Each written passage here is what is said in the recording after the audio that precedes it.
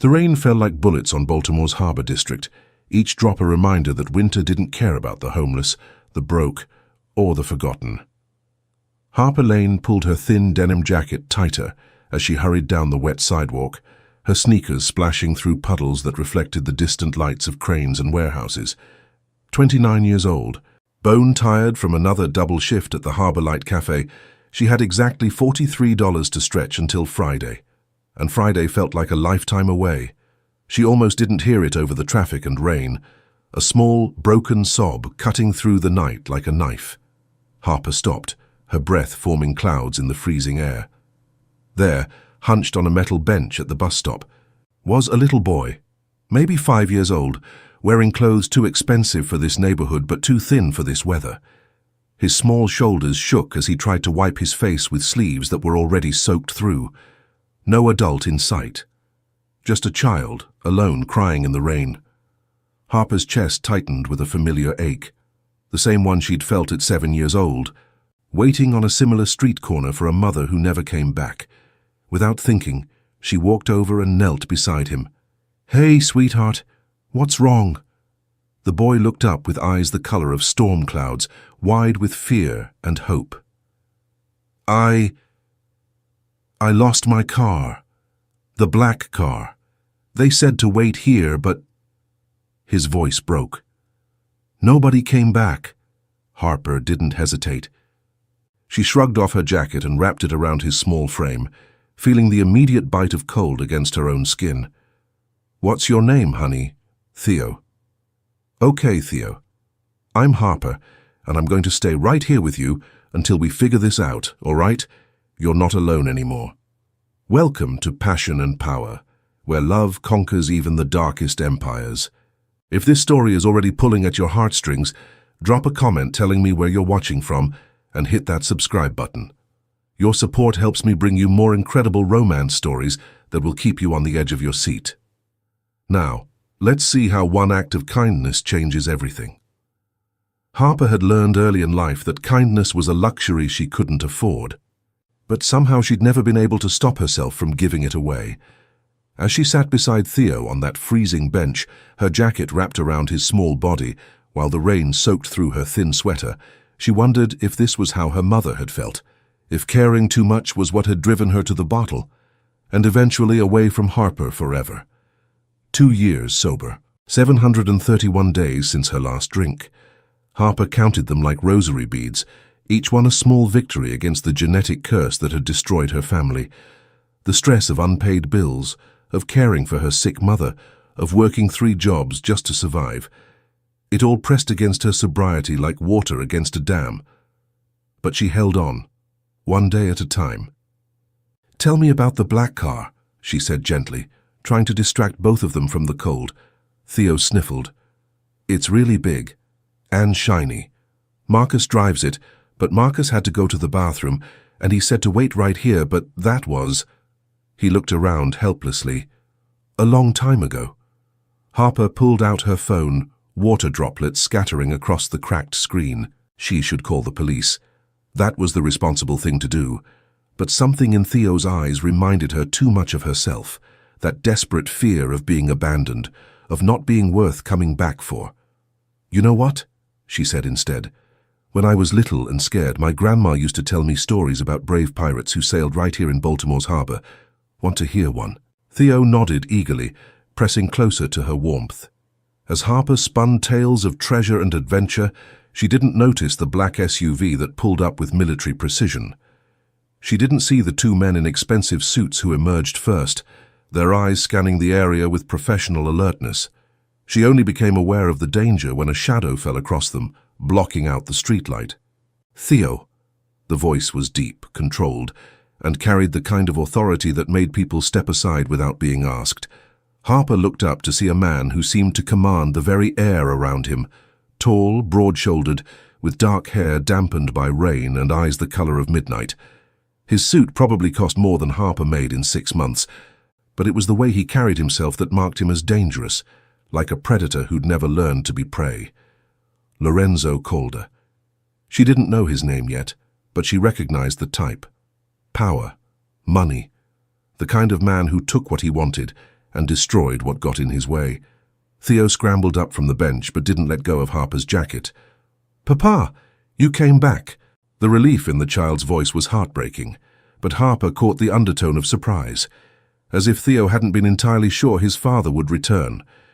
Lorenzo's dark gaze moved from his son to Harper, taking in her soaked sweater, her protective posture, the way Theo clung to her jacket like a lifeline. "Who are you?" "Harper Lane." She stood slowly, trying not to show how much his presence unnerved her. "I found him alone. He was cold." "Marcus!" Lorenzo called without taking his eyes off Harper. One of the suited men stepped forward, his face grim. "Sir, there was a miscommunication with the pickup time. I take full responsibility." "Later." Lorenzo's voice cut through the explanation like a blade. He knelt beside Theo, his expression softening in a way that surprised Harper. "Are you hurt?" "No, Papa. Harper told me pirate stories. She kept me warm." Theo held up the denim jacket. "Can she come home with us? Please?" Lorenzo's eyes flicked back to Harper. She was shivering now, her arms wrapped around herself, but her chin was raised in defiance of both the cold and his scrutiny. Most people cowered when they realized who he was. This woman looked ready to fight him if he tried to take the jacket back from his son. "You'll catch pneumonia," he said, standing and shrugging out of his long wool coat. Before Harper could protest, he draped it around her shoulders. The gesture was surprisingly gentle, but the weight of the expensive fabric felt like a chain. "I can't," she started. "You can, you will." His tone brooked no argument. "Get in the car, both of you." Harper's survival instinct screamed warnings. Never get in a car with strangers. Never trust men who commanded fear. Never let yourself be indebted to someone with that much power. But Theo was still holding her hand, looking up at her with those storm-grey eyes, and she couldn't bring herself to abandon him twice in one night. The interior of the SUV was warm and luxurious, all leather and technology that Harper had only seen in movies. Theo climbed into the seat beside her, chattering about pirates and treasure, while Lorenzo sat across from them, his phone buzzing with constant messages that he ignored. "Where do you live?" he asked Harper. She gave him the address of her rundown apartment building, watching his expression carefully. But if he judged her neighborhood, he didn't show it. "And you work?" "Harborlight Cafe on Eastern Avenue." She paused. "Look, I don't want any trouble. I just couldn't leave him alone." "Why?" The simple question hit harder than any accusation. Harper looked down at her hands, still trembling slightly from the cold. "Because I know what it feels like to be forgotten." Something shifted in Lorenzo's expression. For just a moment, the mask of control slipped, revealing something raw and human underneath. When they pulled up to Harper's building, a tired brick structure with broken windows and graffiti tags, she started to remove the coat. "Keep it," Lorenzo said. "Consider it. Payment for services rendered." "I didn't do it for money." "I know." His voice was quieter now. "That's exactly why you should keep it." As Harper climbed the 3 flights to her apartment, Lorenzo's coat still wrapped around her shoulders, she couldn't shake the feeling that her life had just taken a turn she wasn't prepared for. Behind her, she heard the SUV's engine idling, and she wondered if Lorenzo Calder was the kind of man who kept track of debts, or the kind who collected them. The coat hung in Harper's tiny closet, like an accusation. For 3 days, she'd tried to ignore it, but the expensive wool seemed to mock her threadbare wardrobe and remind her of storm-dark eyes that had seen too much. She'd looked up Lorenzo Calder online, of course. The search results were carefully sanitized: successful businessman, shipping and logistics, various charitable donations, but the comments sections told a different story. People spoke his name in whispers, if they spoke it at all. Harper had experience with dangerous men. Her mother's boyfriend, Rick, had been charming at first too. Expensive gifts, protective gestures, promises of a better life. Right up until the night Harper came home to find her mother unconscious on the kitchen floor, a bottle of pills scattered beside her, and Rick long gone with whatever money they'd had left. That was the night 15-year-old Harper had her first drink, and her second, and her 10th.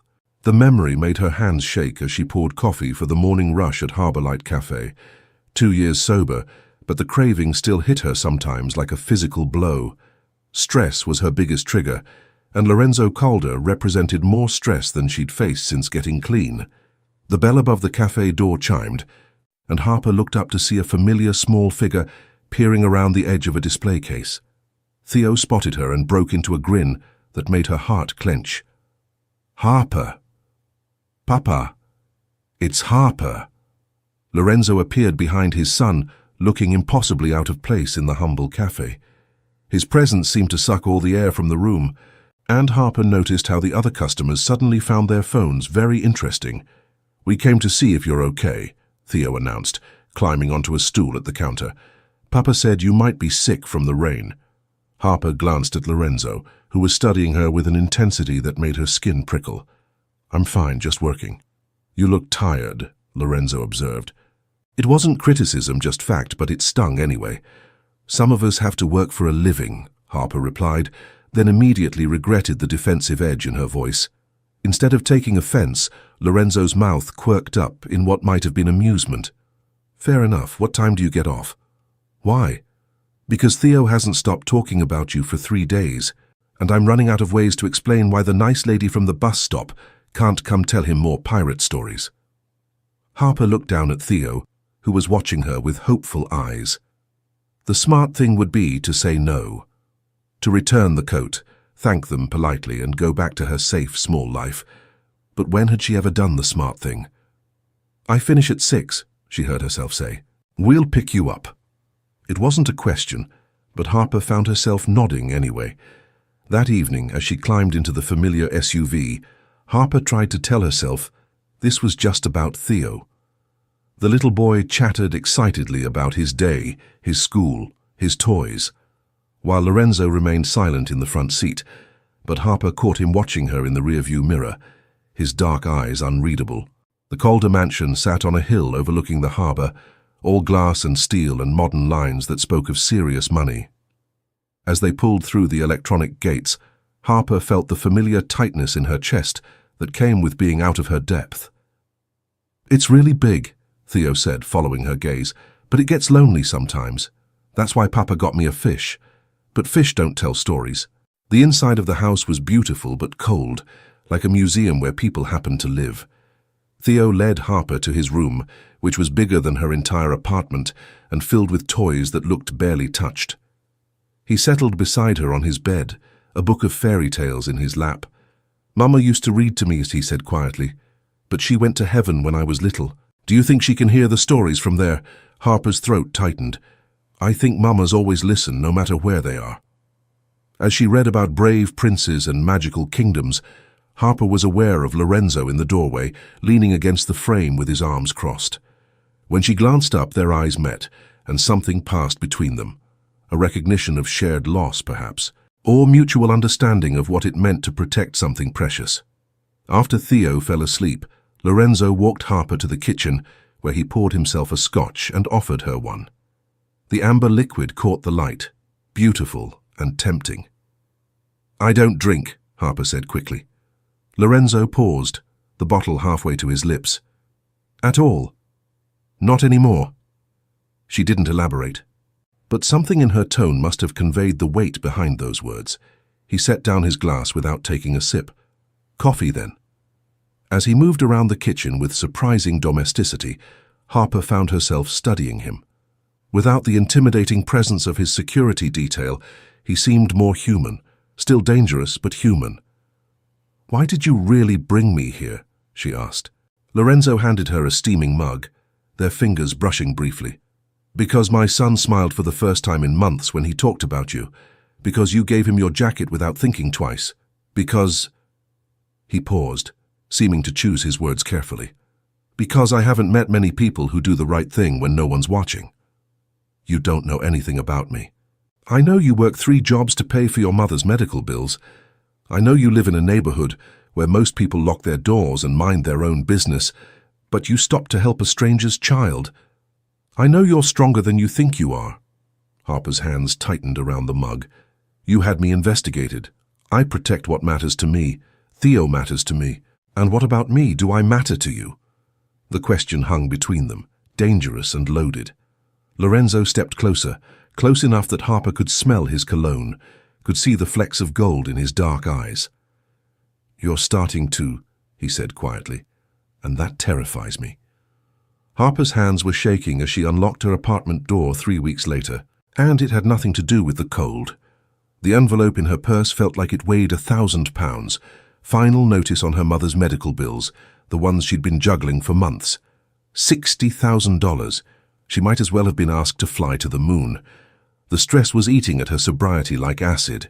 For the first time in 2 years, Harper found herself standing in front of the corner liquor store, staring at the neon signs advertising temporary peace in a bottle. Just one drink. Just enough to make the crushing weight of responsibility feel manageable. Her phone buzzed. A text from Lorenzo. "Theo wants to know if you're coming for dinner tomorrow. He's been practicing a new pirate voice." The simple message broke through her spiral. She thought of Theo's laugh, of the way he'd started calling her Harper the Brave, after she'd told him a story about a fearless pirate captain. She thought of Lorenzo's rare smiles, the way his whole face changed when he looked at his son. Harper turned away from the liquor store and went home. The next evening at dinner, she was quieter than usual. Theo noticed immediately, the way children always do. "Are you sad, Harper?" he asked, abandoning his pasta to study her face. "Just tired, sweetheart." But Lorenzo's eyes were sharper, more knowing. After Theo went to bed, he found Harper on the terrace, overlooking the harbour, her arms wrapped around herself against the evening chill. "What's wrong?" he asked, joining her at the railing. Harper almost said nothing, almost smiled and deflected like she always did, but something about the way Lorenzo waited, patient and solid beside her, made the truth spill out. "My mother's medical bills. The insurance won't cover her treatment anymore, and She laughed bitterly. "I can't even afford to keep her in the facility she's in now, let alone get her the help she needs." Lorenzo was quiet for a long moment. "How much?" "It doesn't matter." "How much, Harper?" 60,000. But I'm not telling you this because I want your money. I needed to tell someone." "What if I could help?" Harper turned to face him, her eyes fierce. "I won't be your charity case." "What if it wasn't charity? What if it was a job?" "What kind of job?" Lorenzo's expression was carefully neutral. "Theo needs someone. Not just a babysitter, but someone who cares about him. Someone he trusts. Live here, take care of him, and I'll handle your mother's medical expenses." Harper stared at him. "You want me to move in here?" "I want you to be part of his life, part of—" Lorenzo stopped, seeming to catch himself. The salary would be more than enough to cover everything.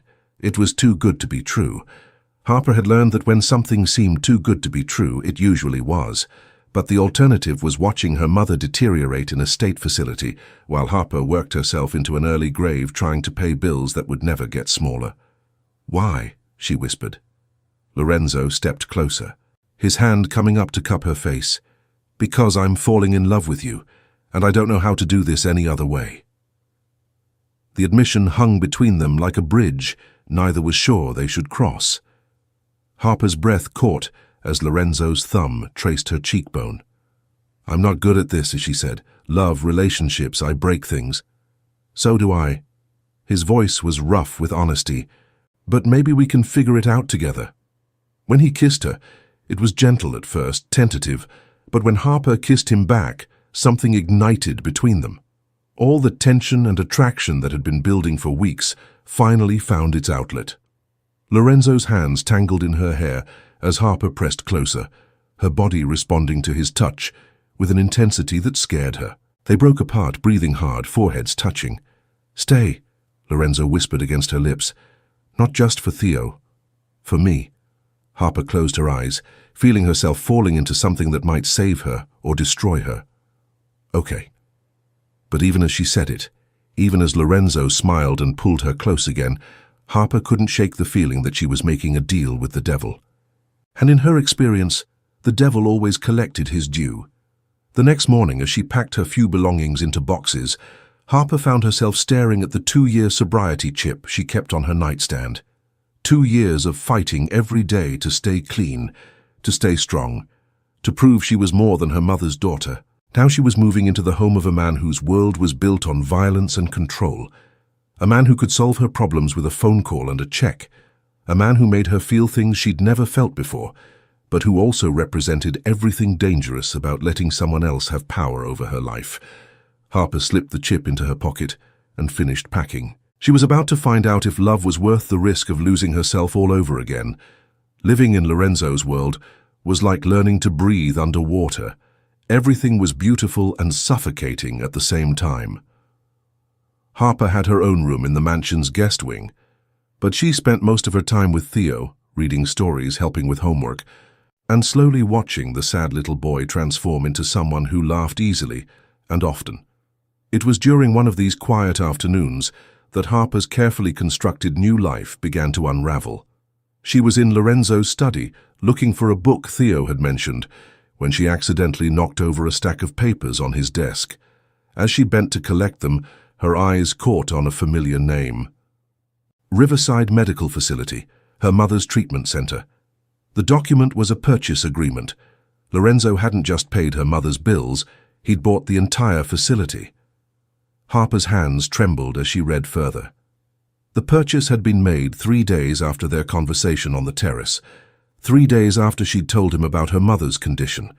He hadn't just helped her. He'd bought her mother's life and wrapped it up with a bow. The sound of footsteps made her look up. Lorenzo stood in the doorway, his expression unreadable as he took in the scattered papers and Harper's stricken face. "You bought it," she said, her voice barely above a whisper. "You bought the whole place." "Harper, how long were you planning to keep this from me?" She stood, the papers falling from her hands like snow. "Did you think I was too stupid to figure it out eventually? It's not what you think, isn't it?" Harper's voice was rising now, 2 years of suppressed anger and fear finally finding a target. "You saw a broken woman with problems you could solve and you solved them, just like that. No discussion, no choice, you just bought me." Lorenzo's jaw tightened. "I helped you. You controlled me." The words exploded out of her, carrying all the rage she'd been holding back. "Just like every other powerful man who's ever decided what's best for me without asking what I wanted. This is different, is it? Because from where I'm standing, it looks exactly the same. You saw something you wanted, and you took it. You just used money instead of force." Lorenzo stepped into the room, his movements careful and controlled. "You needed help. I was in a position to provide it. That's not control, that's exactly what my mother's boyfriend used to say." Harper's voice broke on the words. "Right before he disappeared with everything we had, and left her to overdose on the kitchen floor." The comparison hit Lorenzo like a physical blow. Harper saw it in the way his face went pale, in the way his hands clenched at his sides. "I am nothing like him," he said quietly. "Aren't you? You're both men who use money and power to get what you want from women who have no other choice. You have a choice. You've always had a choice." Harper laughed bitterly. "What choice? Let my mother die or become your kept woman. That's not a choice, Lorenzo. That's an ultimatum with better packaging." She pushed past him toward the door, but his voice stopped her. "Where are you going?" "Away from here. Away from you." She turned back, tears streaming down her face. "I won't be owned. Not by you, not by anyone." "And Theo?" The question was quiet, but devastating. Harper's composure cracked completely. Don't you dare use him against me. I'm not using him. I'm asking what you're going to tell a 5-year-old boy who thinks you hung the moon when you disappear from his life without explanation." The words hit their target with surgical precision. Harper thought of Theo's face that morning, bright with excitement, as he'd shown her a drawing of the 3 of them as pirates on a ship. She thought of the way he'd started sleeping through the night without nightmares, the way he'd begun to trust that the people he loved wouldn't leave him. "I hate you," she whispered. "I know," Lorenzo replied, "but that doesn't change the fact that we both love him, and he loves you." Harper stood frozen in the doorway, torn between the need to run and the knowledge that leaving would destroy an innocent child who'd already lost too much. "I need time," she said finally. "I need to think." Lorenzo nodded. "Take all the time you need." "But Harper?" She looked back at him. "Whatever you decide about us, don't punish him for my mistakes." That night, Harper sat in her room staring at the sobriety chip in her palm. The craving was back, stronger than it had been in months. The stress, the betrayal, the crushing weight of being trapped between impossible choices, it all pressed down on her like a physical force. She could walk to the kitchen.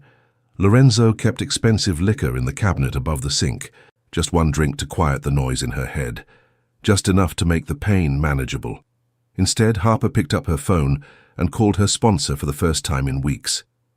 "I need help," she whispered when Sarah answered. "I'm about to do something stupid, and I need someone to talk me out of it." As Harper poured out the whole story, Lorenzo, Theo, the medical facility, the feeling of being trapped, she realized something. The man who'd bought her mother's treatment center wasn't the same man who'd knelt beside his son in the rain, who'd given up his coat without thinking, who'd learned to make coffee because she didn't drink alcohol. But that didn't make what he'd done right, and it didn't solve the fundamental problem. Harper had spent her entire adult life fighting to be independent, to never again be at the mercy of someone else's choices. Now she was more dependent than ever, and the man she was falling in love with was the one holding all the cards.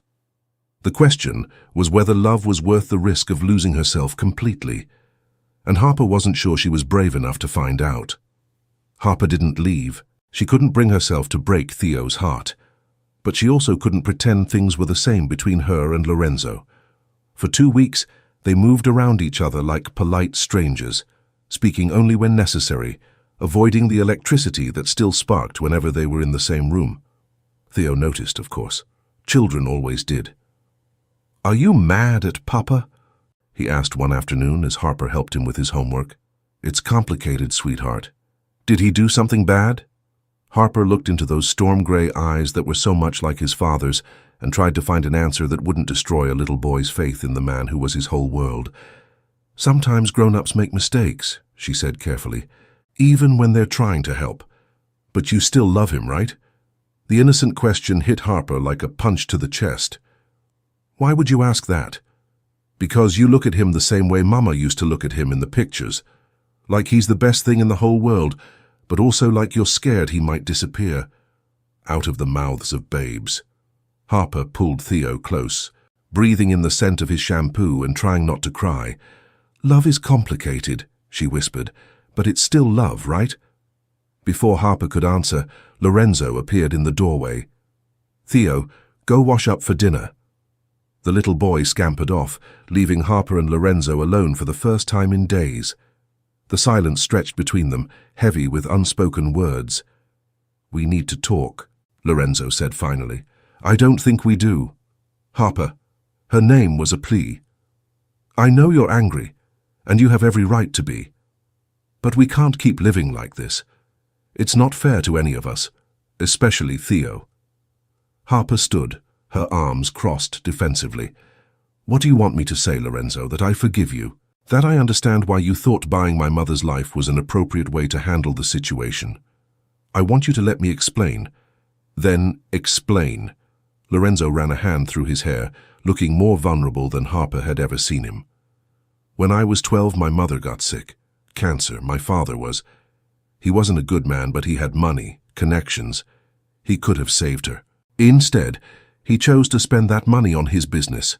His other women, everything except the woman who'd given him a son."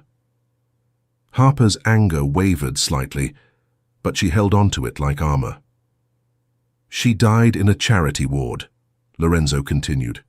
"Alone, because I was too young to be there and he couldn't be bothered. I swore that day that I would never let money be the reason someone I cared about suffered. So you decided to play God instead. I decided to use the power I have to protect the people I love. Yes, I should have told you. Yes, I should have asked. But Harper, if you'd said no, if you'd refused my help out of pride, would you have been able to live with yourself if your mother died because of it?" The question hung between them like a blade. Harper wanted to say yes, wanted to claim that her principles were worth more than her mother's life, but she couldn't, because Lorenzo was right and they both knew it. "That's not the point," she said weakly. "Isn't it?" Lorenzo stepped closer. "You're angry because I took away your choice, but what choice did you really have? Work yourself to death trying to pay impossible bills, or watch your mother die slowly in a state facility. Those weren't choices, Harper. That was just different kinds of suffering. You don't understand. I understand that you're terrified of being dependent on someone else. I understand that every man in your life has used his power to hurt you, but I'm not them, Harper.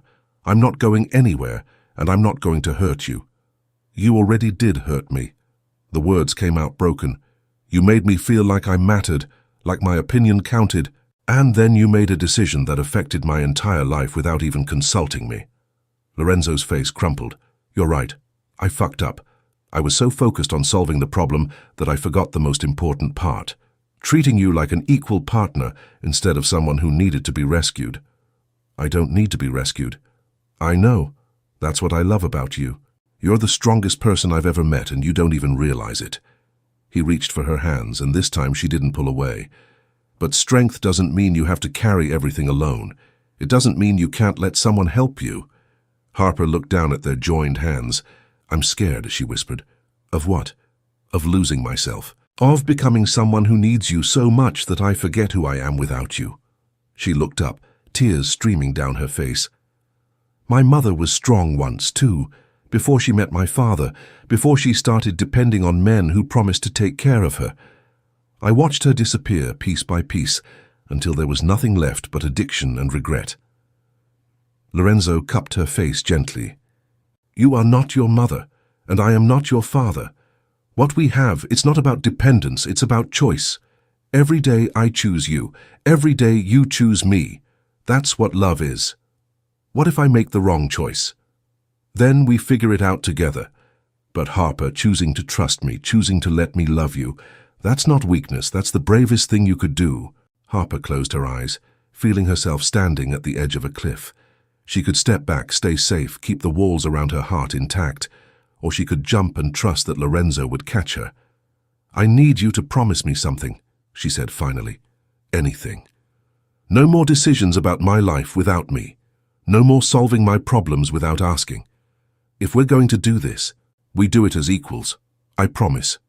And if I ever ask you to step back to give me space to handle something on my own, you have to respect that. I promise. Harper opened her eyes and saw her future reflected in Lorenzo's dark gaze. It was terrifying and beautiful and completely uncertain, but for the first time in her life, she was willing to take the risk. I love you, she whispered. Lorenzo's smile was like sunrise. I love you too. When he kissed her, it was different from before. Not desperate or uncertain, but sure and steady and full of promise. Harper kissed him back with everything she had, pouring 2 years of loneliness and fear and hope into the connection between them. They broke apart when they heard small footsteps on the stairs. Are you done being mad now? Theo asked from the doorway, his face hopeful. Harper laughed through her tears. Yes, sweetheart, we're done being mad.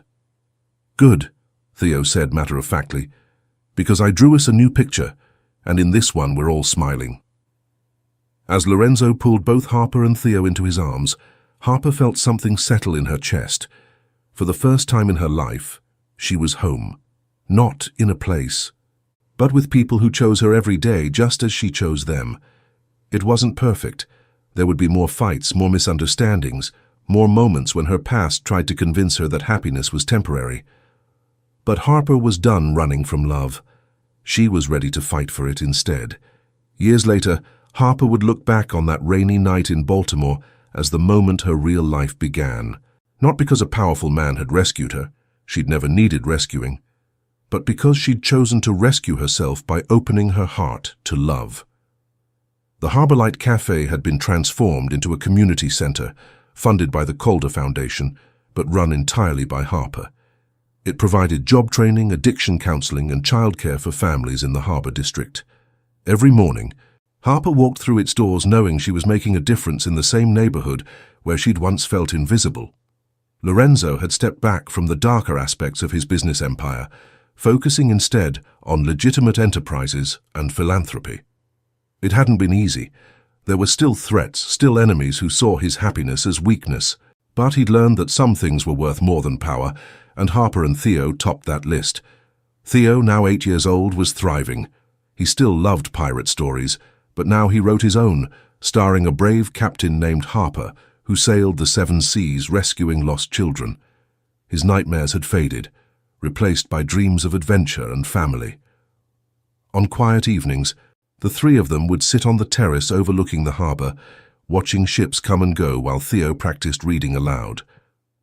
Harper's mother had passed peacefully the year before, but not before seeing her daughter truly happy for the first time. "Tell me the story again," Theo would say, curled between Harper and Lorenzo on the outdoor sofa. "Which story?" Harper would ask, though she always knew which one he meant. "The one about the night you found me." And Harper would tell him about the rain, about the cold, about a little boy who needed someone to stay. She'd tell him about kindness and courage, and the way love could grow from the smallest acts of caring.